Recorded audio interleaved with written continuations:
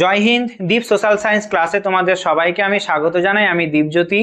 আমি তোমাদের জন্য নিয়ে এসেছি দ্বাদশ শ্রেণীর ইতিহাস, ভূগোল এবং রাষ্ট্রবিজ্ঞানের প্রত্যেকটা সপ্তাহে দুদিন বা তার বেশি সময় তোমাদের সঙ্গে তোমাদের যে সিলেবাস আছে সেই সিলেবাস ভিত্তিক এমসিকিউ প্র্যাকটিস। সেই প্র্যাকটিস করলে তোমরা বুঝতে পারবে কোন গুরুত্বপূর্ণ প্রশ্নগুলো আসতে পারে এবং প্রশ্নের ধরন কেমন হবে অধ্যায় ভিত্তিক। আজকে তোমাদের সঙ্গে আলোচনা করব ক্লাস 12-এ সেমিস্টার 3-তে ইতিহাসের প্রথম অধ্যায়ে পর্যটকদের বিবরণের প্রেক্ষিতে ভারতের সমাজ ও রাজনীতি যে অধ্যায় আছে সেখান থেকে গুরুত্বপূর্ণ কেস স্টাডি বেসড যে কোশ্চেনের ধরন আছে তোমাদের, সেই প্রশ্ন কি আসতে পারে সে বিষয়ে আলোচনা করব। কেস স্টাডি বেসড যে এমসিকিউ এর ধরন আছে সেই প্রশ্নগুলো আলোচনা করব, বা এটাকে কেস বেসড কোশ্চেনও বলা হয়। যেমন করে ইংরেজি সাবজেক্টে তোমাদের আনসিন টাইপের কোনো প্যাসেজ তুলে দেয়, সেই প্যাসেজ পড়ে প্রশ্নের উত্তর করতে হয়। এখানেও সেইভাবেই প্রশ্নের উত্তর করতে হবে। দেখো কি কি প্রশ্ন এখান থেকে আসতে পারে। এর আগে তোমাদের সঙ্গে আমি স্তম্ভ মেলানো, এমসিকিউ ট্রু ফলস বা আদার্স যে এমসিকিউ ধরন হয়, বিবৃতি, ব্যাখ্যা, শূন্যস্থান পূরণ, সেই সংক্রান্ত বিভিন্ন কোশ্চেন আমি আমার এই চ্যানেলে আলোচনা করেছি। তোমরা যারা নতুন তারা আমার চ্যানেলে গিয়ে দেখতে পারো এই আগের ওই ভিডিওগুলো কি আলোচনা করেছি, কি ধরনের প্রশ্ন আলোচনা করেছি। সেখানে এমসিকিউ, শূন্যস্থান পূরণ, বিবৃতি, ব্যাখ্যা, ট্রু ফলস যে প্রশ্নগুলো আসতে পারে ইতিহাসে প্রথম অধ্যায় 12 ক্লাসে সেমিস্টার 3-তে, সেই প্রশ্নগুলো আলোচনা করেছি। তোমরা যারা নতুন তারা গিয়ে দেখতে পারো।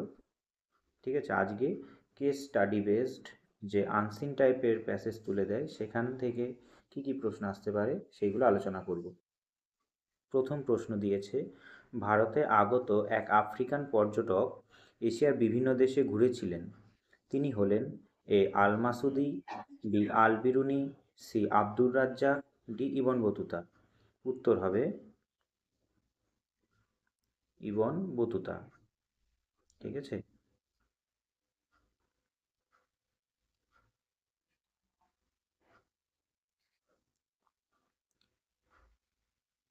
এরপরের প্রশ্ন, ভারতে আগত বিদেশি পর্যটকদের বর্ণনা ও ব্যাখ্যায় বেশ কিছু সীমাবদ্ধতা আছে।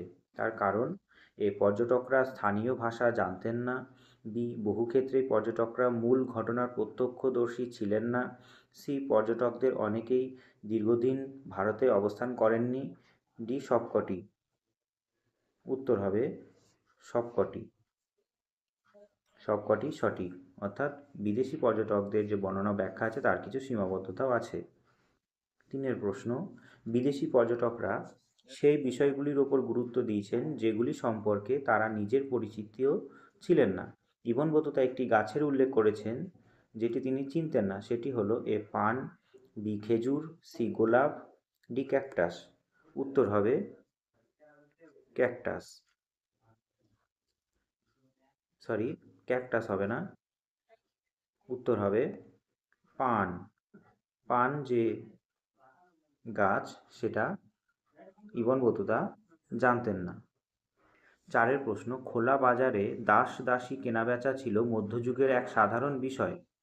বিদেশি পর্যটকদের রচনায় দাস দাসী কেনাবেচার উল্লেখ আছে। এমন এক পর্যটক ভারতে আগমনকালে সুলতানের জন্য দাস উপহার হিসাবে এনেছিলেন। তিনি হলেন চারের A Al Biruni, B Al Masudi, C Ibn Battuta, D Abdur Razzaq. চারের প্রশ্নের উত্তর হবে অপশন সি ইবন বতুতা। 5, ত্রয়োদশ শতকের দ্বিতীয়ার্ধে মার্কো পোলো রেশম পথ অনুসরণ করে এশিয়া পরিভ্রমণ করেন। তার ভ্রমণ বৃত্তান্ত ভারত ছাড়াও এশিয়ার কিছু দেশের সমাজ ও সংস্কৃতি সম্পর্কে জানা যায়। সেই দেশগুলি হলো এ চীন, বি পারস্য, সি জাপান, ডি সবকটি। 5-এর প্রশ্নের উত্তর হবে অপশন ডি সবকটি। 6-এর প্রশ্ন বলছে, বার্নিয়ের রচনায় মুঘল রাজকীয় কারখানার বিস্তারিত বিবরণ আছে। মুঘল রাজকীয় কারখানা হলো এ বিভিন্ন গোত্রের শিল্পী কারিগরদের কর্মশালা, বি মুঘল রন্ধনশালা, সি বাণিজ্যিক পণ্য উৎপাদন কেন্দ্র, ডি উপরের কোনোটিই নয়।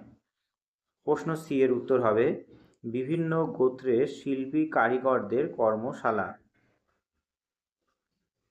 7 প্রশ্ন, ইউরোপীয় পর্যটকরা ভারত ও পশ্চিম দুনিয়ার পার্থক্য বোঝাতে গিয়ে যে বিষয়গুলির অবতারণা করেছেন সেগুলি হলো এ সমাজে নারীর অবস্থান, বি জমি ও সম্পত্তিতে ব্যক্তি মালিকানার অধিকার, সি দারিদ্র্য, ডি সবকটি। 7 প্রশ্নের উত্তর হবে অপশন ডি সবকটি। 8 আল বিরুনির গ্রন্থের নাম তহকক-ই-হিন্দ, সিন্ধুর বিকৃত উচ্চারণ, হিন্দু থেকে হিন্দ শব্দটি এসেছে। আল বিরুনি তার গ্রন্থের নাম হিন্দ বলতে বোঝাতে চেয়েছেন এ সিন্ধু উপত্যকা, বি সিন্ধু নদী, সি ভারতবর্ষ, ডি হিন্দু ধর্ম। 8 প্রশ্নের উত্তর হবে অপশন সি ভারতবর্ষ।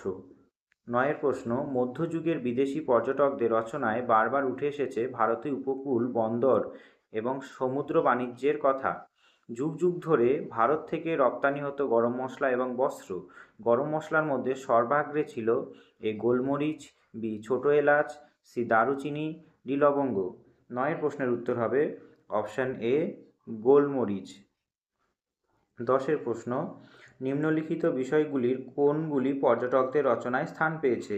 এ স্থাপত্য, বি ধর্মীয় বিষয়, সি রাজনৈতিক বিষয়, ডি সবকটি।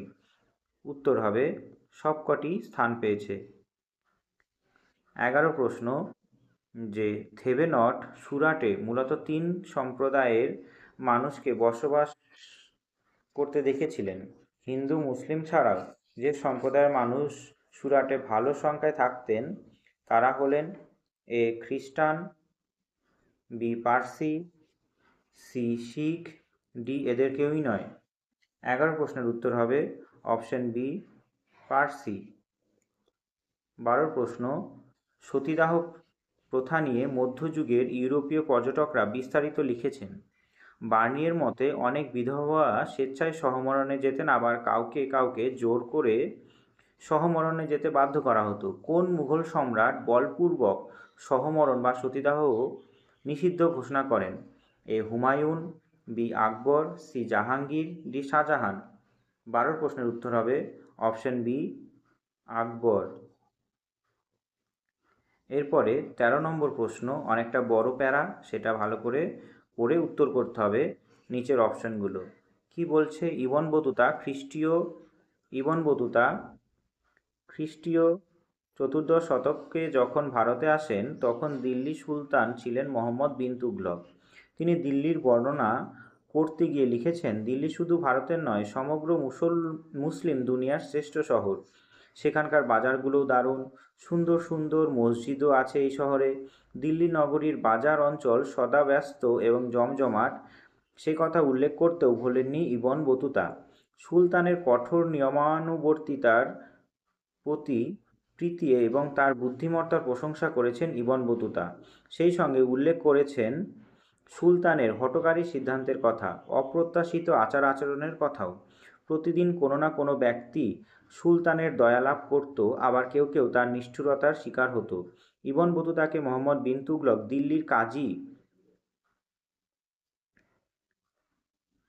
বা বিচারক পদে নিয়োগ করেন এবং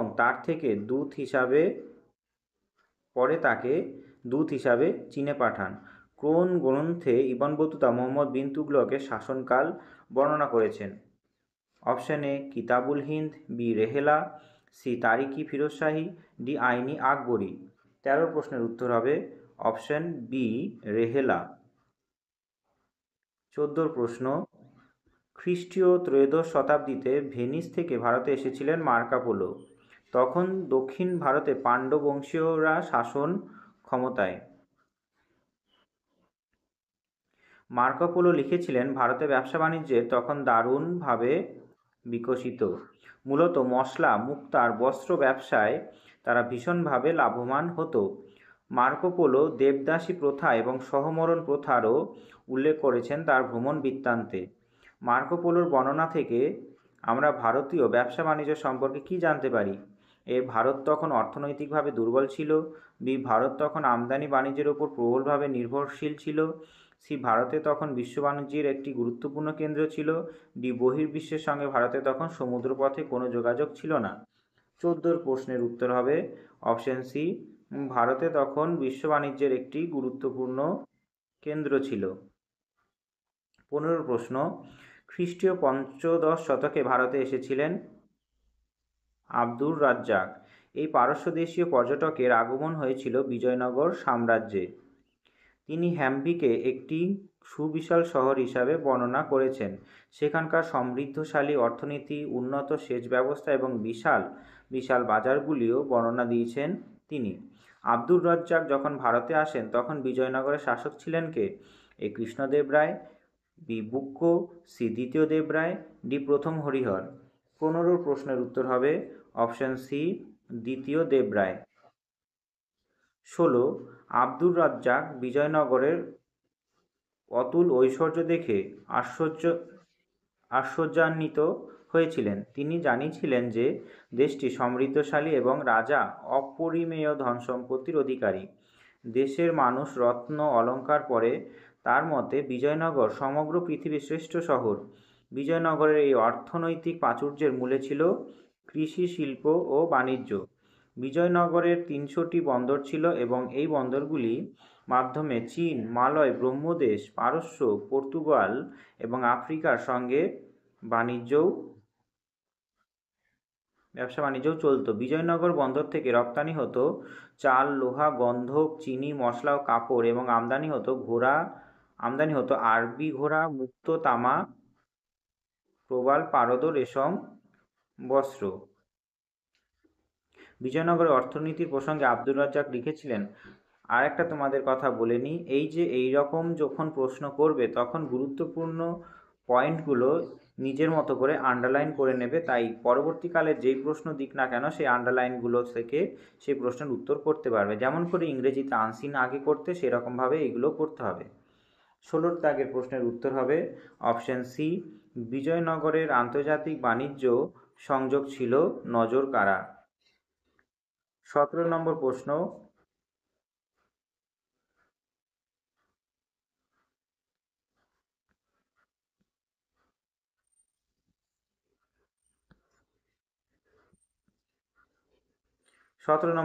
বলছে, রেহলায় মরক্কো থেকে আসা এই বিদেশি পর্যটক লিখেছিলেন, অযোধ্যায় ও আজমির সুলতানের অনুমতি নিয়ে বিধবা নারীরা মৃত স্বামীর চিতার আগুনে পোড়ার ব্যবস্থা করা হতো। এরকম একটি দৃশ্য স্বচক্ষে দেখতে পেয়ে তিনি জ্ঞান হারিয়ে ফেলেন। তিনি লিখেছিলেন, বিধবা নারী এভাবে জীবন বিসর্জন করলে সেজন্য তার পরিবারের সম্মান বেড়ে যেত। পরিবারটির এবং মৃত্যুবরণ করা নারীর খ্যাতি ছড়িয়ে পড়ত চতুর্দিকে। এখানে যে বিদেশি পর্যটক এবং যে ভারতীয় প্রথার কথা বলা হয়েছে সেটি হলো অপশন এ মার্কো পোলো আর জাতিভেদ প্রথা, বি আব্দুর রাজ্জাক পণ প্রথা, সি ইবন বতুতা মন্দির স্থাপত্য, ডি ইবন বতুতা সতীদাহ প্রথা। 17 প্রশ্নের উত্তর হবে ইবন বতুতা আর উত্তর হবে সতীদাহ প্রথা।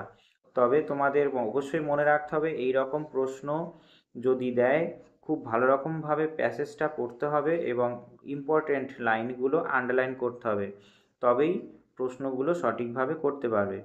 এরপরে তোমাদের দ্বিতীয় অধ্যায় যে আছে ক্লাস 12-এর সেমিস্টার 3-তে ভক্তিবাদ এবং সুফিবাদ সংক্রান্ত বিষয়, সেই চ্যাপ্টারটা সম্পর্কে আমরা একটু সামারি পড়ে নেব।